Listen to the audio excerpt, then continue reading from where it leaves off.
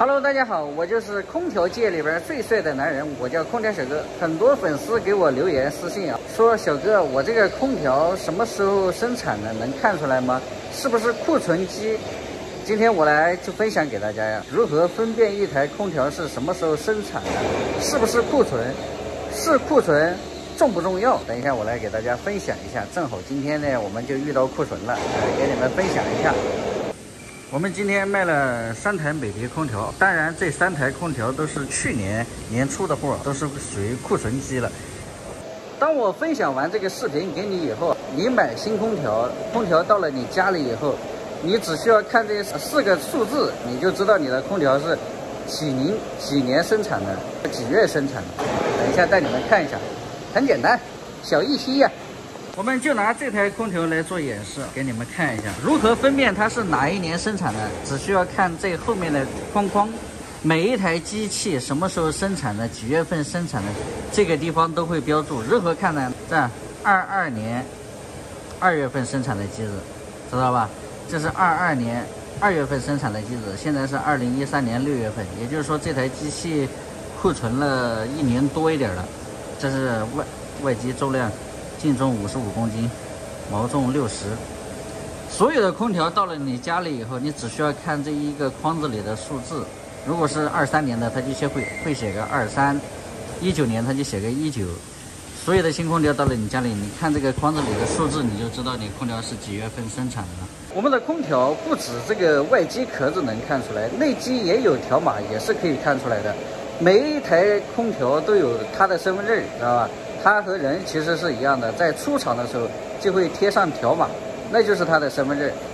这个就是空调内机啊，看到吗？这个机器是内机，是21年12月份生产的，它和外包装是匹配的，也就是说外面写的什么，它内机写的就是什么。每一台空调都会有这个编码，旁边都会有一个这个码，下面会有一排它的这个身份证。这个内机是21年12月份的啊，这个是它的包装壳，我们看一下，看到没有？它就写的21年12月份，所以它和外机的壳子是相通的，什么时候年月它都写得清清楚楚。这回懂了吧？看完这个视频，你就会知道一台空调怎么看年月日了吧？省得你们老问。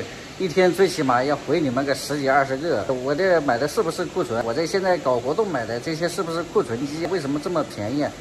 其实还有一个重点，当我们买空调遇到这种库存机的时候，其实我觉得也没有问题。当然，就是机器确实它是那个时候生产的，是不是库存机其实不是很重要，只要这个空调它是全新的，一般不超过2年的空调。当然也很少是有超过2年的，一般是1年左右有库存。比如说去年的和今年的，比如说今年上新款了，在老款的去年停产了，最后一批机子通常也会当做库存，然后保留。但是有的时候买到库存机，我觉得是没有问题，因为库存它其实也是新空调，只不过上了新款以后，但老款它就停产了。停产了以后，比如说我拿了进了一批货，进了500台。但是突然一下子这500台成绝版了，成绝版了以后怎么办？上新款了，人家都要买新款，那你这老款也不能不卖，所以老款有可能会降低一点点的价格卖给你。当然，这种机器本身是没有问题的，都是好空调，所以大家就不用在意这个是不是库存了。当然，你们很想知道的就是空调什么时候生产，哪一年哪一月的。这一期看过这个视频，你们就知道就行了。当一台空调送到你家里的时候，你首先看那几个数字，你就知道了。